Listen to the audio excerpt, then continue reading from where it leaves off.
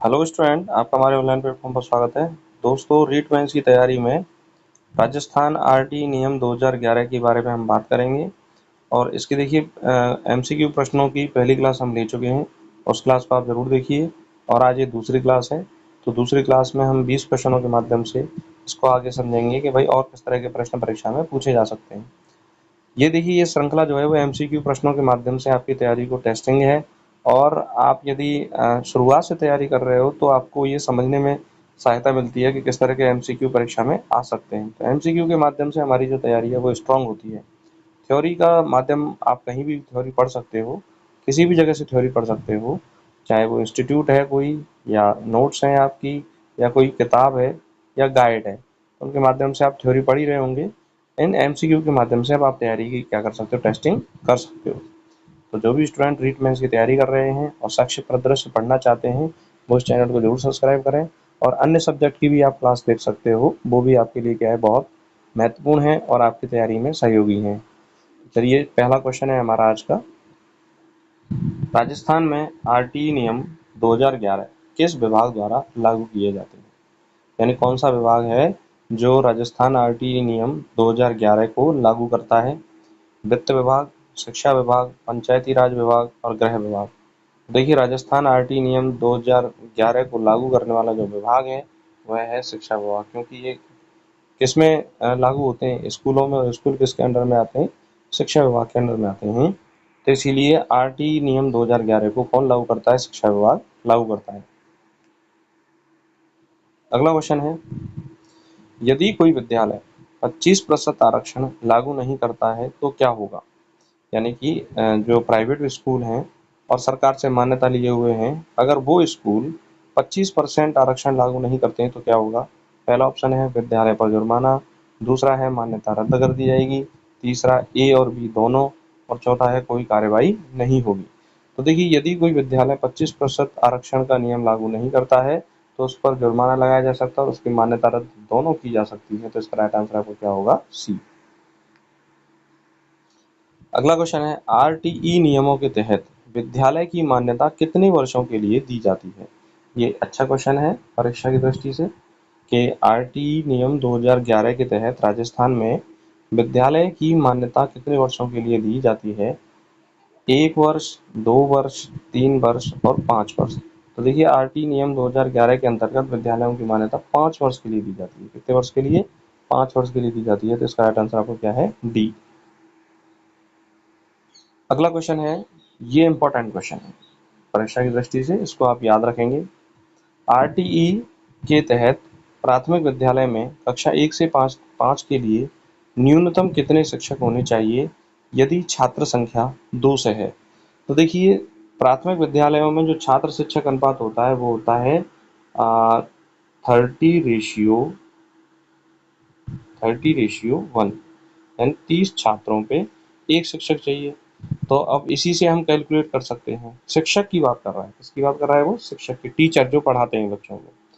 तो 200 हैं तो ये किस में आएंगे? 180 तक तो कितने चाहिए? 6 शिक्षक चाहिए। और 180 से ऊपर जो जितने भी होंगे, 200 तक या 210 तक, 210 तक कितने चाहिए? 7 शिक्षक चाहिए। कितने चाहिए? 7 शिक्षक चाहिए।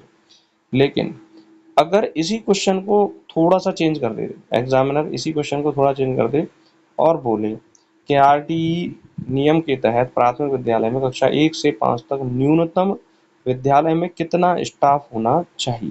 तो एक नियम है कि यदि छात्र संख्या 150 से ऊपर हो जाए, छात्र संख्या क्या हो जाए? 150 से ऊपर हो जाए, तो शिक्षकों के साथ साथ, और यही संख्या हो मान लो, एक प्रधानाध्यापक होना आवश्यक है। कितने प्रधानाध्यापक होना आवश्यक है? एक। तो 7 तो शिक्षक हो जाएंगे और एक प्रधानाध्यापक हो जाएगा, तो टोटल विद्यालय स्टाफ हो जाएगा 8 का। टोटल विद्यालय स्टाफ हो जाएगा 8 का। तो देख लेना ये क्वेश्चन किस तरह से पूछा जा रहा है। टीचर तो छात्र शिक्षक अनुपात में ही चलते हैं। 30 बच्चों पे एक शिक्षक चाहिए, तो उस हिसाब से तो 7 शिक्षकों की आवश्यकता होती है। और इसका आंसर भी क्या है? सी है। अगला क्वेश्चन है, आरटीई के तहत किस संस्था को नियमों के क्रियान्वयन की निगरानी का दायित्व है? यानी कौन सी संस्था है जो आरटीई के नियमों की क्रियान्वयन की निगरानी रखती है? एनसीईआरटी, एससीईआरटी, राज्य शैक्षिक प्राधिकरण और शिक्षा विभाग। तो देखिए इसका राइट आंसर आपका क्या है? शिक्षा विभाग। शिक्षा विभाग आरटीई के तहत नियमों की निगरानी, क्रियान्वयन की निगरानी रखता है। तो इसका आंसर क्या हो गया? डी। अगला क्वेश्चन है, आरटीई नियमों के अंतर्गत विद्यालय में पंजीकृत सभी बच्चों की जिम्मेदारी किसकी है?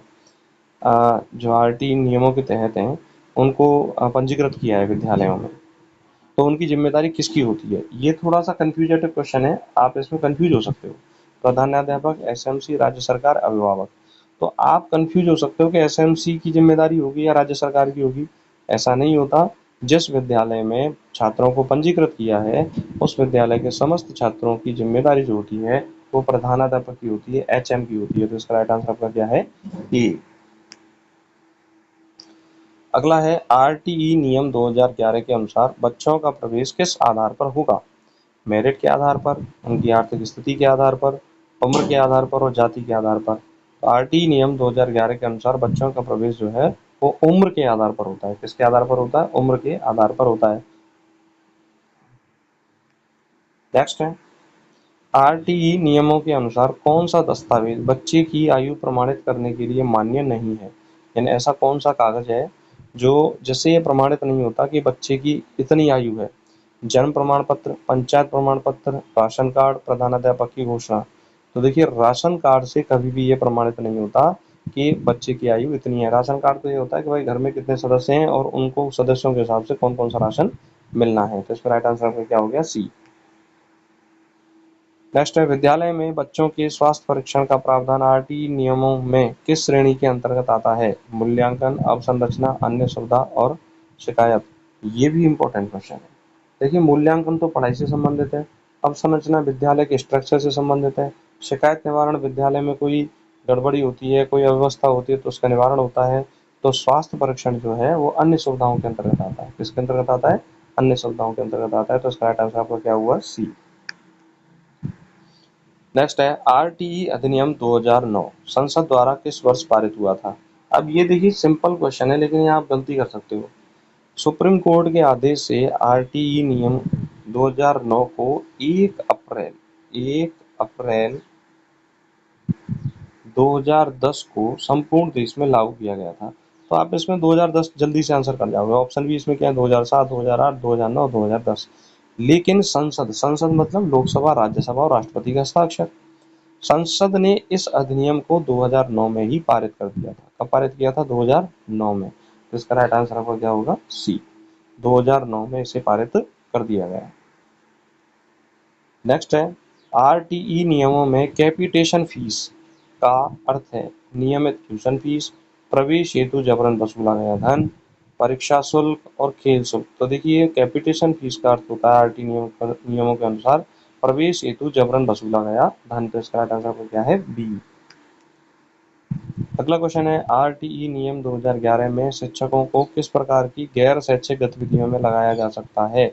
निजी ट्यूशन, चुनाव, जनगणना आपदा राहत, व्यवसाय, समाज सेवा और तो देखिए आरटी 2009 की धारा 27 में, आरटी 2009 जो आरटी अधिनियम है आपका 2009 उसकी धारा 27 में ये बताया गया है कि शिक्षकों को 3 राष्ट्रीय कार्य के अलावा किसी गैर शैक्षणिक कार्य में नहीं लगाया जा सकता, चाहे वो चुनाव, जनगणना और आपदा के अलावा किसी भी कार्य में नहीं लगाया जा सकता। तो इसका राइट आंसर क्या हो गया? बी। नेक्स्ट है, यदि कोई बच्चा विद्यालय नहीं जा रहा है तो एसएमसी क्या कर सकती है? पुलिस बुला सकती है, अभिभावक से संवाद कर सकती है, जुर्माना लगा सकती है और बच्चे को निकाल सकती है। तो देखिए यदि कोई बच्चा ऐसा है जिसका स्कूल में एडमिशन है लेकिन वो स्कूल नहीं आता है तो एसएमसी का प्रमुख कार्य यही होता है कि भाई उसके अभिभावकों से बातचीत करे कि बच्चा स्कूल क्यों नहीं आ रहा है, स्कूल भेजिए और स्कूल में पढ़ाई हो रही है। तो यह संवाद प्रक्रिया जारी रख सकती है एसएमसी। इसका राइट आंसर आपका क्या हो गया? बी। नेक्स्ट है, आरटीई नियमों के तहत स्कूल का शैक्षणिक सत्र किस समय प्रारंभ होता है? जनवरी, अप्रैल, जुलाई और अगस्त। तो देखिए ये भी इम्पोर्टेंट क्वेश्चन है। आरटीई नियमों के तहत स्कूल का जो शैक्षणिक सत्र है वो अप्रैल से शुरू होता है। कब से शुरू होता है? अप्रैल से। तो इसका राइट आंसर आपका क्या है? बी। नेक्स्ट है आरटी नियम 2011 के अनुसार शिक्षक की अनुपस्थिति की निगरानी कौन करता है। आरटी नियम 2011 के अनुसार शिक्षक की अनुपस्थिति की निगरानी कौन करता है। शिक्षा विभाग, प्रधानाध्यापक, एसएमसी और डीईओ। देखिए इसमें भी आपको ये कंफ्यूज हो सकता है कि शिक्षा विभाग शिक्षकों की अनुपस्थिति की निगरानी रखेगा, क्योंकि अधिकारी होते हैं वो चेक करते रहते हैं। ऐसा नहीं है, एसएमसी शिक्षकों की अनुपस्थिति की निगरानी रखती है। तो इसका राइट आंसर क्या है, सी। तो ये भी एग्जाम के लिए इंपॉर्टेंट है। राइट आंसर आपका क्या हो गया, सी। अगला क्वेश्चन है आरटीई, राजस्थान आरटीई नियमों के तहत शिकायत निवारण किस स्तर पर होता है। ब्लॉक स्तर, जिला स्तर, राज्य स्तर, उपरोक्त सभी। तो देखिए राजस्थान आरटी नियम 2011 में साफ लिखा गया है कि यदि शिकायत होती है तो वह ब्लॉक स्तर, जिला स्तर और राज्य स्तर तीनों पे निपटाई जाएगी, बशर्ते ये हो कि भाई समस्या किस तरह की है। तो इसमें राइट आंसर क्या हो गया, उपरोक्त सभी। अगला क्वेश्चन है राजस्थान निःशुल्क एवं अनिवार्य बाल शिक्षा नियम 2011 किस अधिनियम के अंतर्गत बनाए गए। सिंपल सा क्वेश्चन है। शिक्षा का अधिकार अधिनियम 2005, शिक्षा का अधिकार अधिनियम 2009, शिक्षा का अधिकार अधिनियम 2010 और शिक्षा का अधिकार अधिनियम 2012।